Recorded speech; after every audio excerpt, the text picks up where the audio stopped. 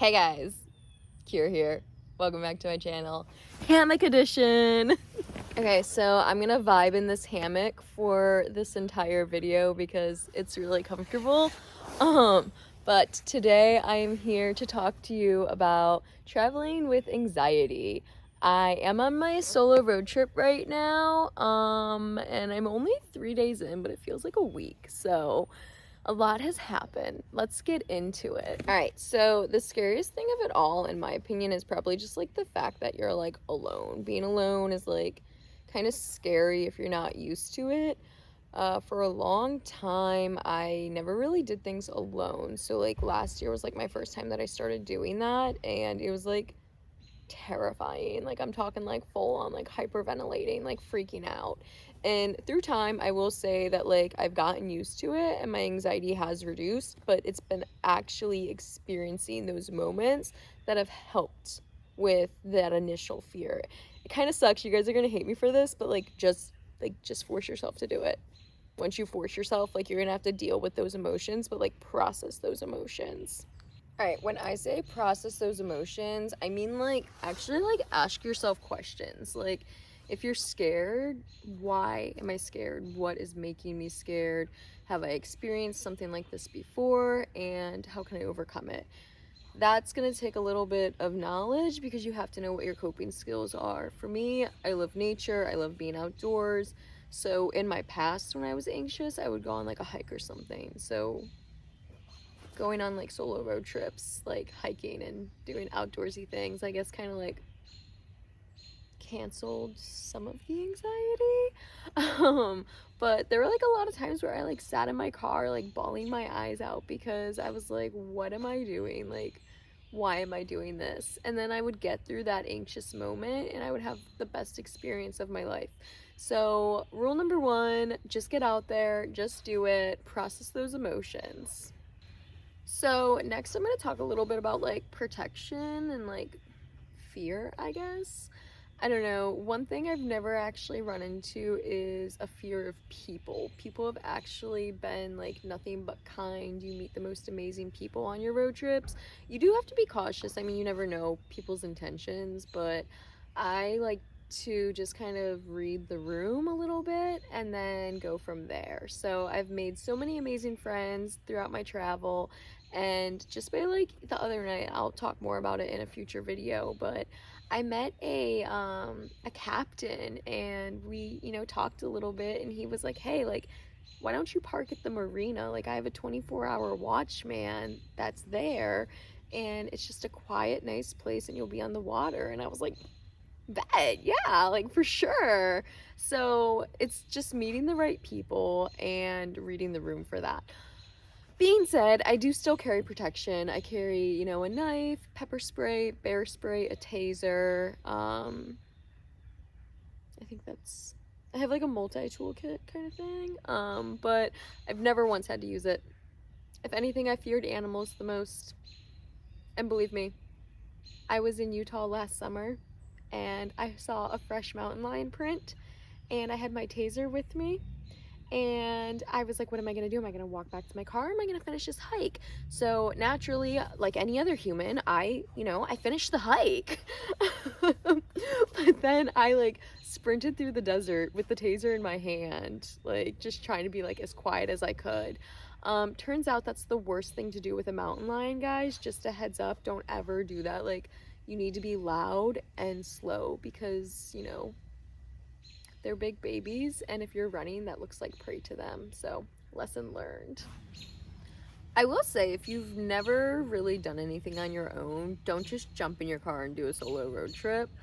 Practice taking yourself out on a date. It's so relaxing.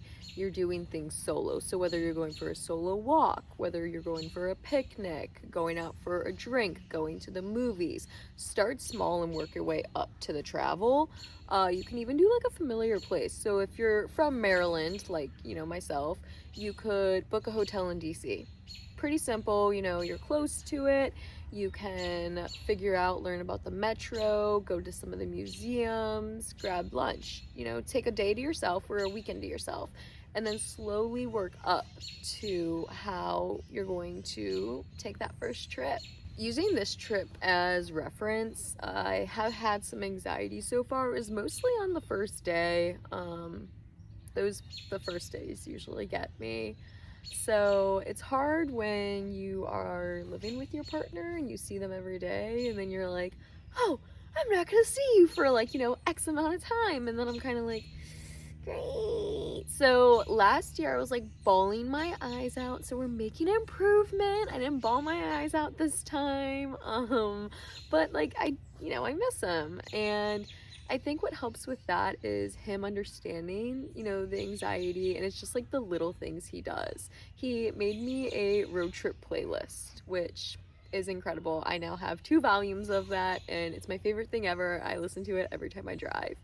And he left little notes in hidden spots in my car, and I had to find them. And when I found them, it was cute to read, and I really enjoyed that. So those little moments that he does really helps reduce my anxiety as far as the, oh gosh, like wow, like I'm gonna be in my car and you're gonna be chilling at home.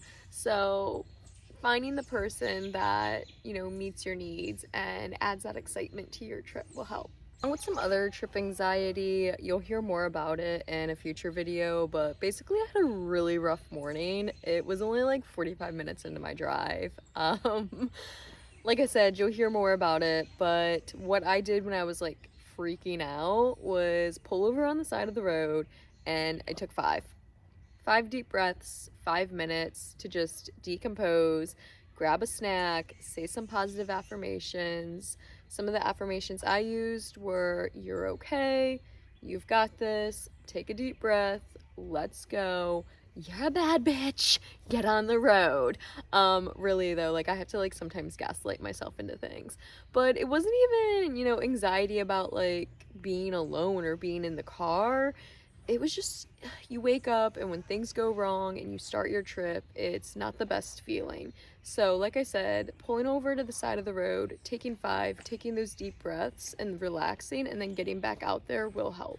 It can also be pretty scary when you are in a completely new area. I've done my research on all the places. I've looked for the cool things, but I haven't done like extensive research. So when I had gotten to Newport, Rhode Island, I did not realize that it was going to be like impossible to park unless you paid.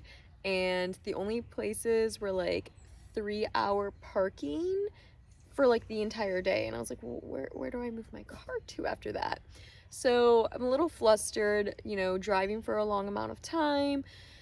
Sometimes I just drive around a little bit, and I can usually find like a side road in like a residential area that has like a short walk. So in this case, that is what I did. I found some parking. Again, sat in my car for maybe like 10 to 15 minutes this time, just because I had just, arrived in Newport. Finally found a parking spot, and then I wanted to get my car situated. Usually when it's like during the day and I'm not there, I will put my reflectix up, just because with everything in my car, I don't want people looking into it. So I do that, and then I usually do something light. So in this case, I did the cliff walk, which was a 3.5-mile walk down the cliff in Newport. Super cool. You'll see it in a future video as well. But by the time I was done that, it was probably maybe like an hour and a half, and I felt much better. So I went and got myself some dinner. I relaxed on the beach, and by that time all of the anxiety was gone, and I was ready to end my night and start a new day. Some of the final anxiety that I usually get on a road trip is parking and sleeping.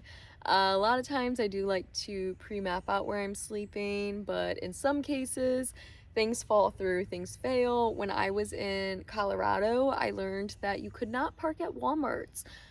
They put signs up because, to my understanding, the homeless population is pretty large there, but camping is legal anywhere there.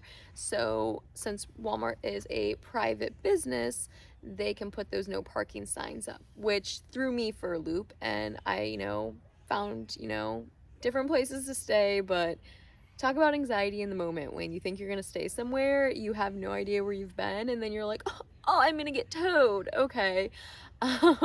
So in this case, I have not had that experience on this road trip yet. So yeah, that's pretty much been my experience so far with this trip, some of the coping that I've done.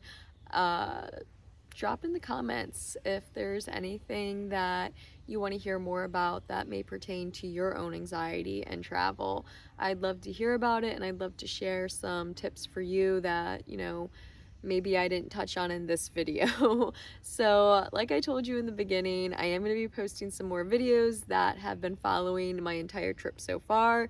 If this is something you're interested in, go ahead and hit that subscribe button, like, comment, and share this video with your friends. You never know who you might help that has anxiety. So until next time, my friends.